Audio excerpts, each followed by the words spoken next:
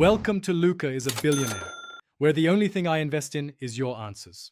In this video, I will explain how to invoice in QuickBooks Online. First, navigate to the plus new button on your dashboard.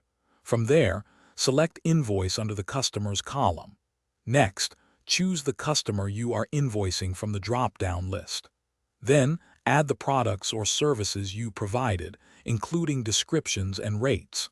This ensures all details are captured accurately for your client. Now, let's personalize your invoice.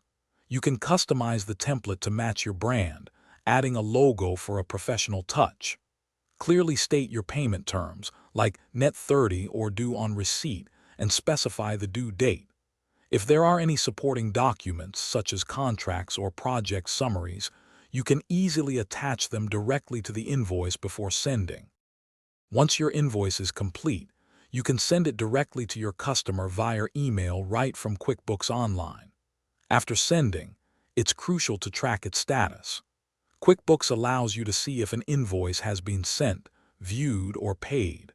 You can also set up automated reminders to gently prompt clients about upcoming or overdue payments, helping you maintain a healthy cash flow.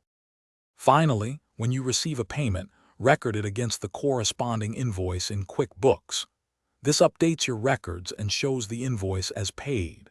You can then generate various reports, such as sales by customer or accounts receivable aging, to gain insights into your business's financial health. Remember to reconcile these payments with your bank accounts for accurate bookkeeping. Thanks for watching and please subscribe. It's the best investment you'll ever make.